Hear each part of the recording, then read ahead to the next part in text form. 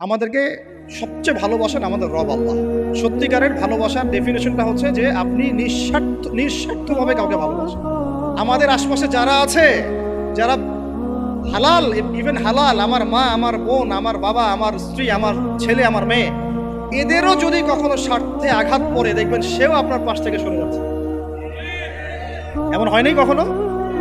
আপনার বন্ধু, আপনার ব্যবসার পার্টনার, আপনার বস, আপনার কলিগ, ওদের স্বার্থে আঘাত হলে ওরাও সরে যাচ্ছে পাশ থেকে, জিগরি দোষ সরে গেল পাশ থেকে, হয় না এমন? ভালোবাসা দুই প্রকার। বলেন কয় প্রকার? আমার সাথে বলেন, এখানে শেষ করে দিব 10টা মিনিট। ভালোবাসা কয় প্রকার? একটা হচ্ছে নিঃস্বার্থ ভালোবাসা। কি স্বার্থ? কোনো স্বার্থ নাই, নিঃস্বার্থভাবে ভালোবাসা। একটা হচ্ছে কোনো না কোনো স্বার্থ জড়িত আছে এমন ভালোবাসা। আপনার স্ত্রীর চাহিদাও যদি আপনি পূরণ করতে ব্যর্থ হন, দেখবেন স্ত্রীর সাথে আপনার গন্ডগোল লেগে যাচ্ছে, যদিও সে হালাল বৈধ।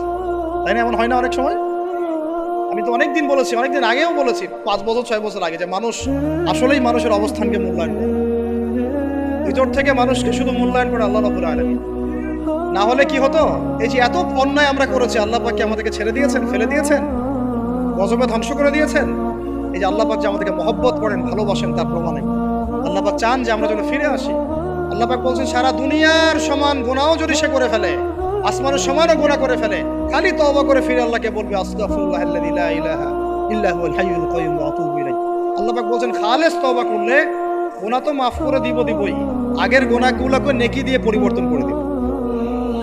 এটা ভালোবাসা না? আল্লাহ পাক সৃষ্টি করেছেন আমাদেরকে ভালোবেসে। কোরআন খোলেন, সূরা সদ পড়েন। সূরা সদের মধ্যে দেখবেন আল্লাহ বলছেন, খালাকতু বিয়াদি মা মানাআকা আল্লা তাসজুদা খালাকতু বিয়াদাই, মানে তুমি ইবলিস কেন তাকে সিজদা করলে না যাকে আমি নিজ হাতে সৃষ্টি করেছি? এটা মহব্বতের বহিঃপ্রকাশ না? আল্লাহ আমাদেরকে নিজ হাতে সৃষ্টি করেছেন। আল্লাহ পাকের হাত কেমন এটা আমরা ব্যাখ্যা করতে যাব না। এর হাতের অর্থ কি সেটাও ব্যাখ্যা করার, তাহবিল করার দরকার নাই। কোরআনে আসছে যেভাবে সেভাবে আমরা ঈমান রাখবো, ঠিক আছে ভাই? এখানে আবার অনেকে অনেক তালগোল পাকায় ফেলে এবং বিভ্রান্ত হয়ে যায়, এদিকে যাওয়ার দরকার নেই। এখানে বোঝানো হচ্ছে আল্লাহ রাব্বুল আলামিন আমাদেরকে মহব্বত করে সৃষ্টি করেছে। এই পুরো সৃষ্টি জগৎটাই তো আল্লাহর মহব্বতের বহিঃপ্রকাশ। সবকিছু এত নিপুণভাবে চলতেছে, এটা মহব্বতের বহিঃপ্রকাশ না? আমি আপনাদেরকে নিয়ে যদি কোনোদিন কক্সবাজারের সৈকতে তারা দেখাতে পারতাম, তাহলে আমি বুঝাইতে পারতাম আপনাদেরকে যে এই মহাবিশ্বটা ঠিকই আছে কি। তারার মধ্যে একটা গাণিতিক ক্যালকুলেশন আছে যেটা সবাই জানে না। যারা একটু অ্যাস্ট্রোনমি নিয়ে পড়াশোনা করেছে তারা জানে।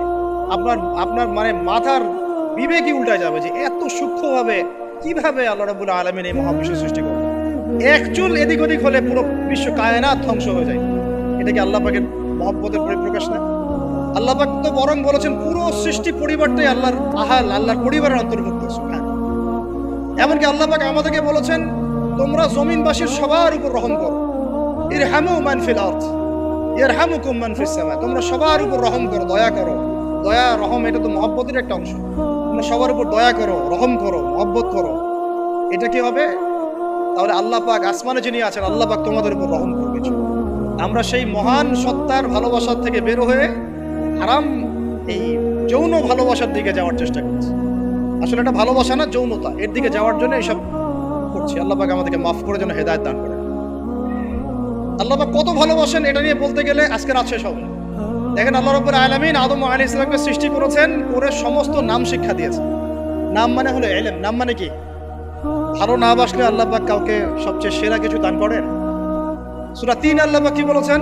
ওয়াত-তিনি ওয়াজ-যাইতুন, এগুলো শপথ করে, লাকাদ খালাকনাল ইনসানা ফি আহসানি তাকওয়িম। মানুষকে সবচেয়ে শ্রেষ্ঠ কাঠামো আল্লাহ পাক দিয়েছেন, দেন নাই? কাউকে যদি মহব্বত না করা হয়, তাকে আপনি সবচেয়ে সেরাটা কি দিতে পারবেন? আল্লাহ পাক আমাদেরকে মহব্বত করেন, ভালোবাসেন, এবং আল্লাহ চান আমরাও যেন তাকে মহব্বত করি, তাকে ভালোবাসি। এবং আমরা যদি কাউকে ভালোবাসি, আল্লাহর জন্য ভালোবাসবো। কাউকে ঘৃণা করি, আল্লাহর জন্য ঘৃণা করি। মহব্বত আল্লাহর জন্য, ঘৃণাও কার জন্য? আল্লাহর জন্য। আল্লাহ পাক সমস্ত ইলম শিক্ষা দিলেন। এটা কি ভালোবাসার বহিঃপ্রকাশ না? নূহ আলাইহিস সালামের কওম দীর্ঘদিন আল্লাহর কথা শুনে না, আল্লাহ পাক সবর করলেন, ধৈর্য ধরলেন, গজব দিলেন না, শেষ পর্যায়ে গিয়ে আযাব দিয়েছেন। এই যে আল্লাহ পাক সুযোগ দেন, সময় দেন, এটা কি আল্লাহ পাকের ভালোবাসা, দয়া না? এরকম প্রত্যেকটা কওমের ক্ষেত্রে হয়েছে। আমি তো ফিল করলাম এই ভালোবাসা নিয়ে ঘাটাঘাটি করতে গিয়ে যে আসলে আল্লাহ পাক যে আমাদেরকে সবচেয়ে বেশি মহব্বত করেন, তার সবচেয়ে বড় নিদর্শন কি জানেন? আমাদের কাছে আল্লাহ রাব্বুল আলামিন আল কোরআনের মতো কিতাব নাযিল করেছেন, আর আমাদেরকে আল্লাহ পাক নবী মুহাম্মদ সাল্লাল্লাহু আলাইহি ওয়াসাল্লামের উম্মত বানিয়েছেন। আল্লাহ পাক যে নবী মুহাম্মদ সাল্লাল্লাহু আলাইহি ওয়াসাল্লামকে এই দুনিয়াতে পাঠিয়েছেন না, এটাই সবচেয়ে বড় মহব্বত, সবচেয়ে বড় রহমত। কারণ তার সুন্নতে এমন কিছু নাই যেটা আপনি খুঁজে পাবেন না। আর তিনি আমাদেরকে যে মহব্বত করতেন, মুহাম্মদ সাল্লাল্লাহু আলাইহি ওয়াসাল্লাম আমাদেরকে যে মহব্বত করতেন, তিনি আমাদেরকে বলতেন যে আমরা তার ভাই। আমরা তার কি ভাই? মানে কি মায়ের পেটের ভাই? এটা বোঝানো হয় না। একটা হাদিসে তিনি বলেছেন আমি তো পিতৃতুল্য। তার মানে কি সত্যি সত্যি বাবা সন্তানের সম্পর্ক? রুহানি পিতা। তিনি কি ইমাম নন? তিনি ইমাম, তিনি নেতা, তিনি আমাদের শিক্ষক, তিনি নবী। তিনি আমাদেরকে যে মহব্বত করতেন, তিনি একদিন বলছিলেন সাহাবীদের সামনে, কাশ আমি যদি আমার ভাইদেরকে দেখতে পেতাম। সাহাবীরা বলছেন ইয়া রাসূলুল্লাহ আমরা কি আপনার ভাই না? তখন নবীজি বলছেন না, তোমরা আমার সাহাবী। আমার ভাই তারা যারা আমাকে না দেখেই আমার প্রতি ঈমান নিয়ে আসে। প্রত্যেক নবীকে আল্লাহ পাক একটা দোয়া করার চান্স দিয়েছে। কয়টা ভাই? এমন একটা দোয়া যেটা করলে আল্লাহ পাক কবুল করবেনই করবেন। করলে আল্লাহ পাক কি করবেন? অবশ্যই কবুল করবেন। নবী সাল্লাল্লাহু আলাইহি ওয়াসাল্লাম বলছেন যে সমস্ত নবী এই দোয়াটা পৃথিবীতে করে ফেলেছে। আমি এই দোয়াটাকে মুলতবি রেখেছি যে কাল কিয়ামতের মাঠে আমি আমার উম্মতের জন্য সুপারিশ করব ইনশাআল্লাহ। এবং নবী সাল্লাল্লাহু আলাইহি ওয়াসাল্লামের সুপারিশে বহু কবিরা গুনাহগার মুসলমান যারা জাহান্নামের ফয়সালা হয়ে গেছে, তাদেরকে আল্লাহ পাক কিছুটা শাস্তি ভোগ করালে হলেও আবার জান্নাতে নিয়ে আসবেন। তিনি আমাদেরকে মহব্বত করেন না? করতেন না? চিন্তা করে তাহলে আমরা তার দিনকে কি মহব্বত করলাম, আমরা তার হুকুম হাকামের বিধিবিধান সুন্নতের কি মহব্বত করলাম, চিন্তা করেন। একটা হাদিসে নবীজি স্পষ্ট করে বলছেন এটা আমাদের জন্য একটা কষ্টি পাথর। এটা একটা কি কষ্টি পাথর। তিনি বলছেন লা ইউমিনু আহাদুকুম, তোমাদের মধ্যে কেউ মুমিন হইতে পারবে না। কি হইতে পারবে না? মানে প্রকৃত মুমিন হইতেই পারবে না তোমরা। এ আমার উম্মত, তোমাদের মধ্যে কেউ প্রকৃত মুমিন হইতেই পারবে না যতক্ষণ না হাত্তা আকুনা আহাব্বা ইলাইহি মিন ওয়ালিদিহি ওয়ালাদিহি ওয়ান নাসি আজমাইন, যতক্ষণ না আমি মুহাম্মদ সাল্লাল্লাহু আলাইহি ওয়াসাল্লাম তোমাদের কাছে নিজের কি সন্তান, নিজের বাবা মা এবং সমস্ত মানব জাতির থেকে বেশি প্রিয় না হচ্ছে। হাদিসটা আবার বলি, নবীজি বলছেন কেউ ততক্ষণ পর্যন্ত প্রকৃত মুমিন হতে পারবে না যতক্ষণ না আমি মুহাম্মদ সাল্লাল্লাহু আলাইহি ওয়াসাল্লাম তার কাছে তার সন্তান, তার পিতা, এমনকি সমস্ত মানব জাতি থেকে বেশি প্রিয় না হচ্ছে। আমরা যারা আগামীকালকে এইটার প্রিপারেশন নিয়েছি, আসলে কি আমাদের কাছে নবী প্রিয় বেশি না আমাদের দুনিয়ার স্বার্থ বেশি প্রিয়? যারা এগুলো করবে তাদের কাছে কি সত্যি নবী প্রিয়? তাহলে তারা করতে পারতো না। যদি নবী আমাদের কাছে সবচেয়ে বেশি প্রিয় না হয়, আমরা মুমিন হতে পারছি না। আর যাদের কাছে নবী প্রিয় তারা কখনো এমন হারাম কাজে যেতে পারবে না। যারা যাচ্ছে তারা কখনোই নবীকে ভালোবাসে না, কোশ্চিনকালেও। শোনেন, উমর রাদিয়াল্লাহু আনহুর নাম শুনেন নাই? বললে অনেক কথা ভাই, অনেক কথা, কোনটা রেখে কোনটা বলি। উমর রাদিয়াল্লাহু আনহু একদিন এসে বলছেন খলিফাতুল মুসলিমিন, মুসলিমদের তিনি খলিফা।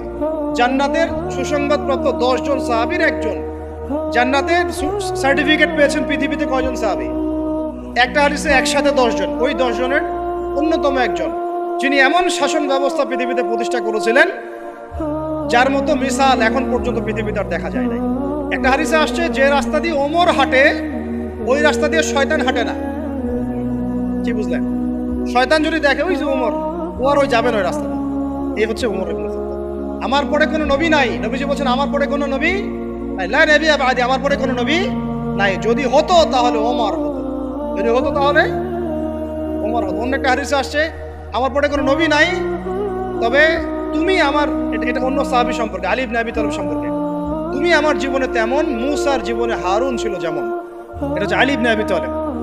এখানে কথা হচ্ছে উমর রাদিয়াল্লাহু আনহুর মতো মানুষ নবীর কাছে এসে বলছেন সাল্লাল্লাহু আলাইহি ওয়াসাল্লাম, ইয়া রাসূলুল্লাহ ওয়াল্লাহি লা উহিব্বু, আল্লাহর কসম করে বলছি আমি আপনাকে অনেক মহব্বত করি, ইল্লা মিন নাফসি, আমার নফসের চেয়ে বেশি না। মানে আমি আমার জানের চাইতে আপনাকে বেশি মহব্বত করি না। কথা কি বুঝতে পারতেন কি? মানে আমি আপনাকে অনেক মহব্বত করি ইয়া রাসূলুল্লাহ, সব কিছু থেকে বেশি মহব্বত করি, কিন্তু আমার নিজের জানের চেয়ে বেশি না। নবী সাল্লাল্লাহু আলাইহি ওয়াসাল্লাম বলেন লা ইয়া উমর, এখনো মুমিন হওনি। কাকে বলছেন? কাকে বলছেন? জান্নাতের সার্টিফিকেট প্রাপ্ত একজন মানুষকে। লা ইয়া উমর, এখনো হওনি। তখন নবী সাল্লাল্লাহু আলাইহি ওয়াসাল্লামকে তিনি একটু পরে আবার বলছেন, ইয়া রাসূলুল্লাহ ওয়াল্লাহি আলান, এখন লা হাব্বা ইলাইয়া মিন কুল্লি শাই হাত্তা মিন নাফসি, এখন থেকে আপনি আমার কাছে সবচেয়ে বেশি প্রিয় সবকিছু থেকে, এমনকি আমার নফসের থেকেও বেশি প্রিয়। তখন নবীজি বলছেন আলান ইয়া ওমর, এখন ওমর, এখন তুমি মুমিন হলে। তাহলে যারা আমরা নবীর সুন্নতের খেলাফ এইসব অপসংস্কৃতি, নোংরামি, জেনা, ব্যভিচার, কনসার্ট, নাটক, সিনেমা, পরকিয়া, এইসব তথাকথিত ভালোবাসা দিবস, এই জেনা দিবসগুলো পালন করছি, আমরা কি আসলেই নবীকে ভালোবাসি? আমরা কি সত্যি আল্লাহকে ভালোবাসি? আল্লাহ পাক আমাদেরকে বোঝার তৌফিক দান করুন, জাহিলিয়াত থেকে ফিরে আসার তৌফিক দান করুন।